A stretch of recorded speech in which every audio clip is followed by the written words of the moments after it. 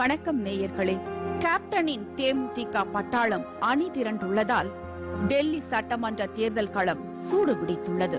டெல்லி சட்டசபை தேர்தலில் முதலாக போட்டியிடும் தேமுதிக வேட்பாளர்களை ஆதரித்து கேப்டன் விஜயகாந்த் வீதி வீதியாக சென்று தமிழ் வாழ் மக்கள் மட்டுமன்றி அனைத்து பகுதிகளுக்கும் சென்று சூறாவளி பிரச்சாரம் செய்து வருவது குறித்து இன்றைய நிகழ்வுகளில் பார்க்கலாம்.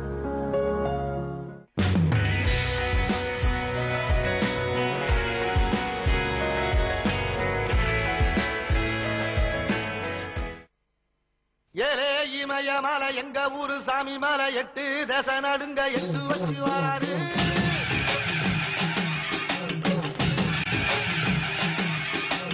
திருச்சூல மிச வச்சு கொடிய ஒட்டு வச்சு கரிகால சோழம் போல கால் நடந்து வராரு.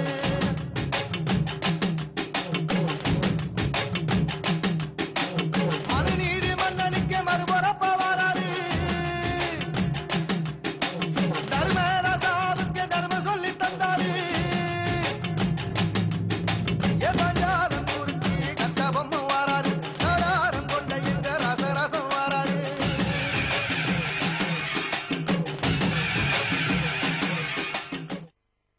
டெல்லி வாழ் தமிழ் மக்களின் நீண்ட கால பிரச்சனைகளை தீர்த்து வைப்பதற்காகவும் அவர்களின் துயரை துடைப்பதற்காகவும் அந்த மாநில சட்டமன்ற தேர்தலில் களமிறங்கி டெல்லியை கலக்கி வருகிறது கேப்டன் தலைமையிலான தேமுதிக. தலைநகர் டெல்லியில் வாழும் தமிழர்கள் அடிப்படை வசதிகள் இன்றி அல்லாடி வருவதை அந்த மாநில கழக நிர்வாகிகள் மூலம் அறிந்து வேதனை அடைந்த நமது கேப்டன் டெல்லி வாழ் தமிழ் மக்களின் பிரச்சனைகளை போக்குவதற்காகவும் அவர்களின் நீண்ட நாள் துயரங்களை களைவதற்காகவும் டெல்லி சட்டப்பேரவை தேர்தலில் 11 தொகுதிகளில் தேமுதிக வேட்பாளர்களை களமிறக்கியுள்ளார். டெல்லி ஜங்புரா தொகுதியில் சிவாவும், வசீர்பூர் தொகுதியில் ஈஸ்வரியும், ஜனக்புரி தொகுதியில் சொர்ணம் காளிநாதனும், புதுடெல்லி தொகுதியில் GS மணியும், கல்காஜியில் ராமுவும் தேமுதிக சார்பில் போட்டியிடுகின்றனர். மேலும் ஆர்கேபுரம் தொகுதியில் ST பிரகாஷும், ஸ்ரீநகரில் MS சுப்பிரமணியனும், ரோகிணி தொகுதியில் செங்கோட்டையனும், பாலம் தொகுதியில் ரத்னமும், ராஜேந்திர நகரில் தானப்பனும், மால்வியா நகரில் ஷர்மிளாவும் தேமுதிக சார்பில் களம் காணுகின்றனர். இந்த தேர்தலில் வேட்பாளர்களாக நிறுத்தப்பட்டுள்ள 11 பேரும் பெரும் செல்வந்தர்களோ தொழில் அதிபர்களோ இல்லை. அவர்கள் 11 பேரும் மக்கள் பிரச்சனைகளுக்காக போராடக்கூடிய சாமானியர்கள், ஏழை குடும்பத்தைச் சேர்ந்த சாதாரண கூலி தொழிலாளர்கள். இத்தனை நாட்களாக தமிழர்கள் வசித்த பகுதிகளை மருந்தளவிற்கு கூட எட்டி பார்க்காமல் இருந்த டெல்லி ஆட்சியாளர்களையும் அங்குள்ள அரசியல் கட்சியினரையும் கலக்கமடைய வைத்திருக்கிறார் நமது கேப்டன். கேப்டனின் இந்த மாபெரும் வரலாற்று சாதனையால் மகிழ்ச்சி வெள்ளத்தில் ஆழ்ந்துள்ளனர் டெல்லி வாழ் தமிழ் மக்கள். அது மட்டுமன்றி தங்களை போன்ற ஒரு சாதாரண ஏழை தொழிலாளர்களை வேட்பாளர்களாக நிறுத்தியிருக்கும் கேப்டனுக்கு அங்குள்ள வாழ்த்துக்களையும் நன்றிகளையும் தெரிவித்த வண்ணம் உள்ளனர். காங்கிரஸ், பாஜக என இரு கட்சிகளின் கடும் போட்டிக்கு இடையே டெல்லி சட்டமன்ற தேர்தலில் களம் கண்டுள்ளது தேமுதிக. டெல்லியில் போட்டியிடும் தேமுதிக வேட்பாளர்கள் வீடு வீடாக சென்று அங்குள்ள பிரச்சனைகளை கூறி தீவிர வாக்கு சேகரிப்பு பணியில் ஈடுபட்டுள்ளனர். அவர்களுக்கு செல்லும் இடமெல்லாம் மக்கள் உற்சாக வரவேற்பு அளித்து வருகின்றனர். இந்த சாமானிய ஏழை தொழிலாளர்களின் வெற்றிக்காக வீடு வீடாக சென்று ஓட்டு சேகரித்து வருகிறார்கள் தேமுதிக தலைமை கழக நிர்வாகிகள். தேமுதிக தேர்தல் பணிக்குழுவினரும், தேமுதிக MLA-க்களும், மாவட்ட கழக செயலாளர்களும் டெல்லி தேமுதிக நிர்வாகிகளுடன் இணைந்து 2 வாரத்திற்கும் மேலாக டெல்லியில் முகாமிட்டு தேமுதிக வேட்பாளர்களின் வெற்றிக்காக தமிழ் மக்களிடம் நேரடியாக சென்று அவர்களின் வாக்குகளை தேமுதிக பக்கம் திருப்பும் முயற்சியில் களமிறங்கியிருக்கிறார்கள். இந்த நிலையில் டெல்லியில் போட்டியிடும் தேமுதிக வேட்பாளர்களை ஆதரித்து தேமுதிக தலைவர் கேப்டன் விஜயகாந்த் டெல்லியில் தனது 2வது நாள் பிரச்சாரத்தை மேற்கொண்டார். கல்காஜி தொகுதியில் போட்டியிட்டுள்ள தேமுதிக வேட்பாளர் ராமுவை ஆதரித்து சுதார் கேம்ப், கோவிந்தாபுரி, புது பஜார் உள்ளிட்ட பல்வேறு இடங்களில் கேப்டன் விஜயகாந்த் சூறாவளி பிரச்சாரம் செய்தார். அப்போது கேப்டனின் பேச்சை கேட்க மக்கள் வெள்ளம் போல் திரண்டிருந்தனர்.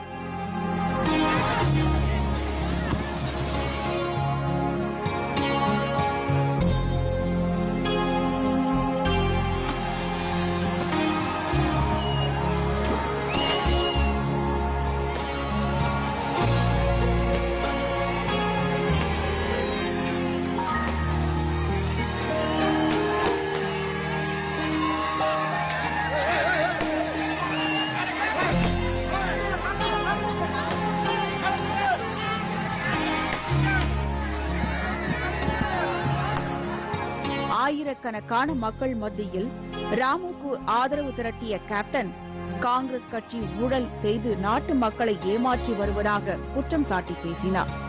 அதேபோல் இத்தனை ஆண்டு காலமாக டெல்லி வாழ் தமிழர்களின் பிரச்சனைகளை கண்டுகொள்ளாத ஆட்சியாளர்களுக்கு இந்த தேர்தல் மூலம் மக்கள் பாடம் கற்பிக்க வேண்டும் என்று சூளுரைத்தார் நமது கேப்டன்.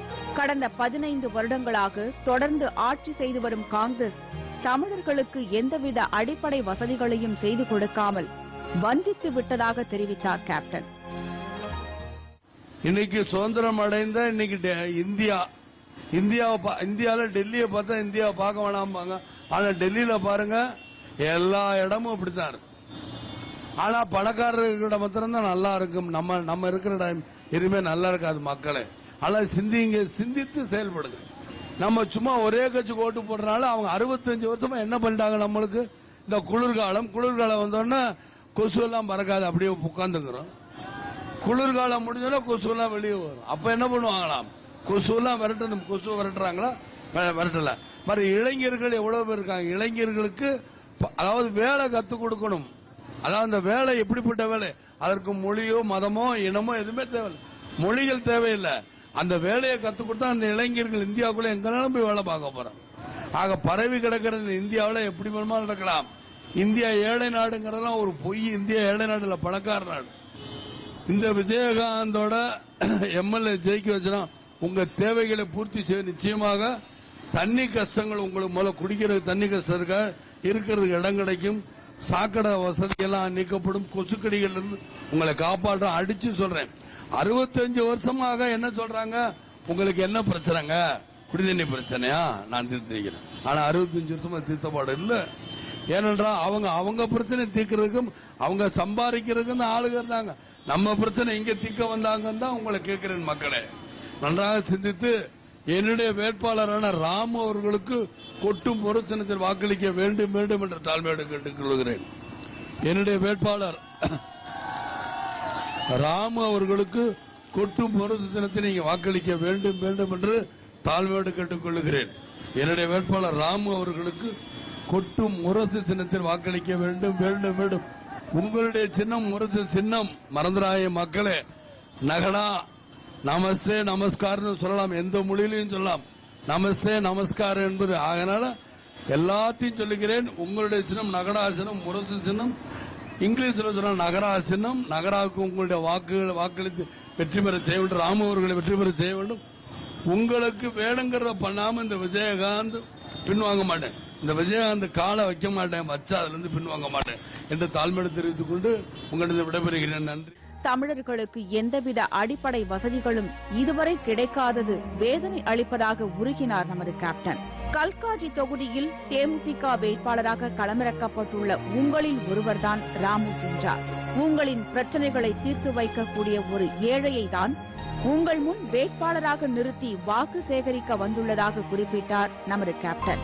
மேலும் காங்கிரஸ் மற்றும் பாஜகவின் செல்வந்தர்களை எதிர்த்து போட்டியிடும் சாதாரண மளிகை கடை வைத்து வாழ்க்கை நடத்தி வரும் நமது வேட்பாளர் ராமுவை வெற்றி பெற செய்து டெல்லி வாழ் மக்கள் புதிய திருப்பத்தை ஏற்படுத்த வேண்டும் என்று கேட்டுக்கொண்டார் நமது கேப்டன்.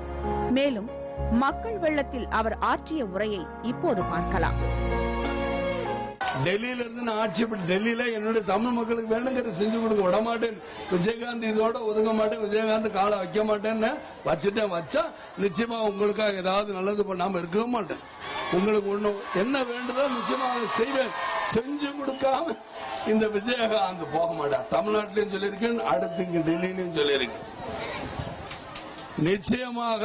ஏன்னா பி இண்டியன் பை இண்டியன் அது நம்ம சந்தோஷப்படுறீங்களே. எங்க இருந்தா என்ன, இன்னைக்கு இங்க இருக்குது. இன்னைக்கு எங்கேயோ இருக்க டெல்லியில போனா வாழலாம், தலைநகரத்தில் வந்தா வாழலாம் வராங்க. அந்த தமிழ் மக்களுக்கு நீங்க ஆதரவு தரீங்களா? இல்ல டெல்லியில சுத்தி இருக்க இந்தியாவில எல்லா மக்களும் வராங்களே, எல்லா மக்களுக்கு நீங்க என்ன அள்ளியா கொடுக்குறீங்க? ஏன் கொடுக்க மாட்டேங்கிறீங்க? பணக்காரர்கள் நடுத்தர மக்களாக ஏழை மக்கள் ஏன் அவங்களை எல்லாத்தையும் ஒரே சமமா கொண்டு வர முடியாது? கொண்டு வரலாம் மக்களே, கொண்டு வர முடியாதுங்கிறதுல கொண்டு வரலாம். இவங்க நினைக்கிறது இல்ல. அதனால என் மக்களை வச்சு தங்க தட்டில் வச்சு தராட்டுங்க. உங்களை எல்லாம் கெஞ்சி விழுகிறேன். நிச்சயமாக நீங்க நல்லது பண்ண நிச்சயமாக இந்த விஜயகாந்த் உங்க கூடயே இருப்பேன். என்னுடைய மக்களுக்கு விரோதமாக நடந்துகிட்டீங்கன்னா இந்த விஜயகாந்த் இவங்களை வச்சு நான் படையெடுக்கவும் தயங்க மாட்டேன். ஏன்னா டெல்லி என்பது என்ன, அந்த காலத்திலிருந்தே படையெடுத்து பழக்கப்பட்டவங்க தானே. அந்த காலம் நான் சொல்றேன், இந்த காலம் அந்த காலத்திலிருந்து அந்நிய நாட்டு யாருமே எல்லாருமே படையெடுத்த நாடு, படையெடுத்த காலங்கள் உண்டு. அதே மாதிரிதான் இதுவும் நான் வருவேன். இன்னைக்கு நான் சொல்றேன் என்னுடைய மக்களுக்கு நல்லது. என் மக்கள் இல்ல, இந்தியாவில் இருக்கிற எல்லா மக்களும் உதவுங்க. உதவுறதுக்காக தான் ஓட்டு போடுறாங்க. ஓட்டு போட்டு நீங்க சம்பாதிக்கிறதுக்காக இல்ல. மிரட்டல் ஒரு காலத்துல இருந்துச்சு. 65 வருஷமா சொல்றீங்களே, 65 வருஷமா என்ன ஆச்சு? இதே ஏழைகளாக தானே இருக்காங்க. 65 வருஷமா எங்க போனாங்க மக்கள்? நன்றாக சிந்தித்து பாருங்க மக்களே. 65 வருஷமாக நீங்க இப்படியே தான் இருக்கீங்க. ஆக அவங்க வராங்க. இப்ப கூட ஒரு ஏதோ ஒரு டெல்லியில ஏதோ ஒரு இடத்துல பார்த்தேன், எல்லாம் கார்ல இறங்குறாங்க போறாங்க. அதே மாதிரிதான் மக்களை நீங்க எல்லாம் புரிஞ்சுக்கிறேன். இன்னைக்கு இளைஞர்கள் எத்தனை பேர், நான் அன்னைக்கே தேர்தல் அறிக்கை வச்சேன், படிக்காத இளைஞர்களுக்கும் வேலை கொடுப்பேன் அப்படின்னு. அப்ப தமிழ்நாட்டில் எப்பவும் சொல்றேன், இங்க உள்ள மாணவர்களுக்கு தொழிற்கல்வி கத்துக் கொடுங்க. இந்த தொழிற்கல்வி கத்துக் கொடுத்தா உங்களுக்கு மொழி தேவையில்லை. எங்களாலும் இந்தியாவுக்குள்ள எங்களாலும் போய் தொழில் கத்துக்கலாம். யாரு கத்துக் கொடுத்ததுன்னா இன்னாரு கத்துக் கொடுத்தாங்க சொல்லுவாங்களே. ஏன் மாணவர்களுக்கெல்லாம் தொழில் கத்துக் கொடுத்தா இளைஞர் பெருமக்களுக்கெல்லாம் தொழில் கத்துக் கொடுங்களேன்னு தான் என்னுடைய தாழ்மையான கோரிக்கை. என்னுடைய கட்சி வேட்பாளரான ராம் அவர்களுக்கு நீங்கள் வாக்களிக்க வேண்டும்.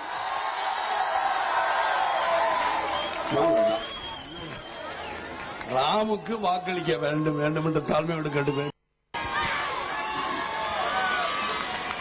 இப்போ ஒரு ஏழைகிட்ட இவர் ராம யாரு? நம்மள ஒருத்தர், உங்கள ஒருத்தர் வச்சுக்கிறோம். அவர்கிட்ட நான் ஒரு 5000 அந்த வண்டிக்கு டீசல் போட்டு காசு வாங்கினேன். பெட்ரோல் டீசல் விட வாரம் ஏற்றிக்கலாம், அவங்க இஷ்டத்துக்கு ஏற்றிக்கலாங்க. நம்மளுக்கு பாதிப்பு எவ்வளவு நடுத்தர மக்களுக்கெல்லாம் தெரியுமா? உங்களுக்கு தெரியுமா? ஏன்னா நம்மளாம் உழைக்கிறோம், சம்பளம் வாங்குறோம், கையை கட்டி நிக்கிறாங்க. அவங்க சம்பளம் வாங்காம உழைக்காம லஞ்சத்தை வாங்குறதுனாலதான் அவங்களுக்கு வாரம் மாசம் அவங்களுக்கு ஒரு நம்மளாம் உழைச்சு பயப்படுறதுனால வருது. அவங்க உழைக்காம ஊழல் பண்றாங்க.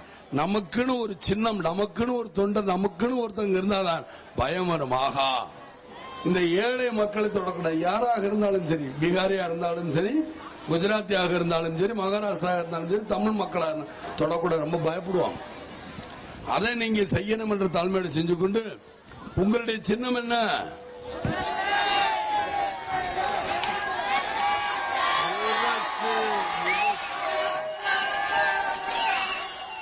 இதைத் தொடர்ந்து ஜங்புரா தொகுதியில் போட்டியிடும் தேமுதிக வேட்பாளர் சிவாவை ஆதரித்து தீவிர தேர்தல் பிரச்சாரம் செய்தார் நமது கேப்டன்.